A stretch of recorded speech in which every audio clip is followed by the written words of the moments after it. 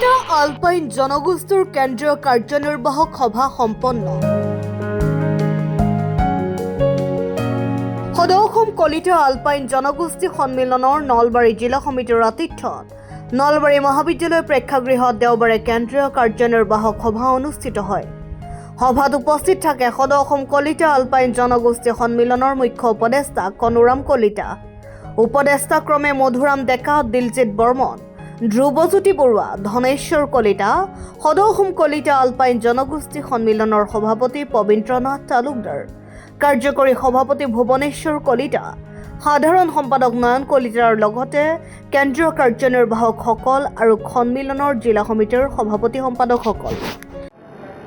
সদৌ কলিতা আলপাইন জনগোষ্ঠী সন্মিলনৰ যোৱা 4 মে তাৰিখে গুৱাহাটীত যি প্ৰতিনিধি সভা অনুষ্ঠিত হৈছিল আৰু তাত নতুন সমিতি গঠন হৈছিলে। নতুন সমিতি মানে আগত 22 তাৰিখলৈকে যোৱা 22 এপ্ৰিলত আমাৰ ৰঙিয়াত হোৱা প্ৰতিনিধি সভাত স্থগিত আছিল। তাত সভাপতিৰ পৰা সাধাৰণ উপসভাপতিলৈকে গোটেইকেইটা পদ হৈছিল আৰু উপসভাপতিৰ পিছৰ বাকী পদকেইটা পূৰণ কৰি সম্পূৰ্ণ সমিতি গঠন কৰা হৈছিল। আৰু আজি সেই সমিতিখনৰ প্ৰথমখন কাৰ্যনিৰ্বাহক।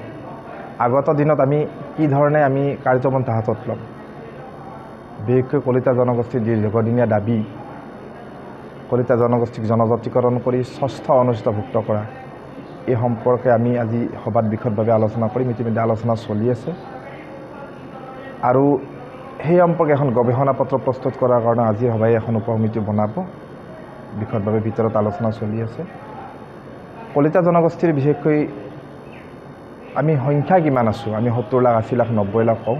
প্ৰকৃত সংখ্যা আমি কিমান আছোঁ এই সম্পৰ্কে ইতিমধ্যে আমি আমাৰ সমিতি এটি ছফ্টৱেৰ এটা উলিওৱা হৈছে আৰু সেই ছফ্টৱেৰৰ জৰিয়তে গোটেই অসমতে আমি যাতে আমাৰ সংখ্যাটো নিৰূপণ কৰিব পাৰোঁ, আমি লোকগণনা কৰিব পাৰোঁ। এইটো আজিৰ সভাতে সিদ্ধান্ত গ্ৰহণ কৰা হ'ব আৰু তাৰো এখন উপসমিতি গঠন কৰি দিয়া হ'ব।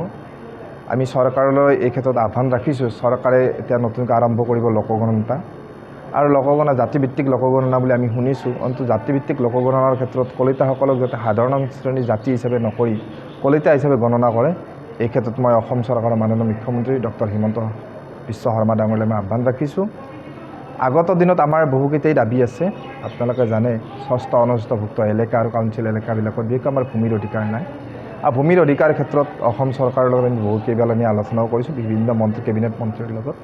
তেখেতসকলে আমাক আশ্বাস দিছে। আমি অচিৰে অসমৰ মুখ্যমন্ত্ৰী ডক্টৰ হিমন্ত বিশ্ব শৰ্মা ডাঙৰীয়াক আমি লগ কৰাৰ এটা চিন্তা চৰ্চা কৰিছোঁ। আমাৰ গোটেই দাবীবিলাক তেখেতৰ ওচৰত দাঙি ধৰিম আৰু তেখেতৰ বা কি আশ্বাস বা কি ব্যৱস্থা কৰে আমি নিৰ্দিষ্ট সময়সীমা এটা বান্ধি দিম আৰু তাৰপিছত আমি গণতান্ত্ৰিকভাৱে আমি আমাৰ জনগোষ্ঠী সন্মিলনখনে আন্দোলন কৰাৰ এটা পোষকতা আমি কৰিম। আজিৰ সভাত এই বিষয়ে বিশদভাৱে আলোচনা হ'ব আৰু এনেকুৱা উদ্দেশ্য আগত ৰাখি আমি আমাৰ এই যি কাৰ্যকাল নতুন সমিতিখনৰ কাৰ্যকালখিনি আমি আগবঢ়াই নিম।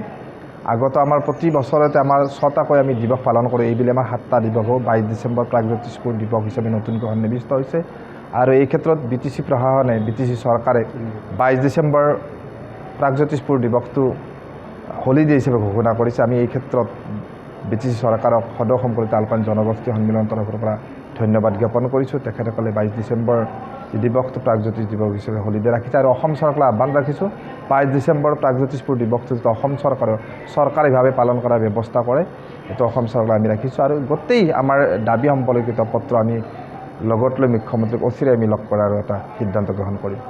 News desk report Assam time. ঘৰত আনন্দ আৰু সম্পৰ্কৰ চমক বজাই ৰাখিবলৈ জৰুৰী হৈছে সকলো আনন্দময় মুহূৰ্তত মৰমৰ উপহাৰ দিয়াটো। সেইবাবে মধুশ্ৰী জুৱেলাৰ্ছে আনিছে সকলো ৰঙীন ক্ষণৰ বাবে বিশেষ গহনা। হীৰাৰে হওক, সোণৰে হওক বা ৰূপৰে হওক, শ্ৰেষ্ঠ ডিজাইনছ আৰু হলমাৰ্কযুক্ত গহনাই ৰাখে সম্পৰ্কক নিখুঁত। তেনেহ'লে আজিয়ে আনক আনন্দ মধুশ্ৰী জুৱেলাৰ্ছৰ সৈতে।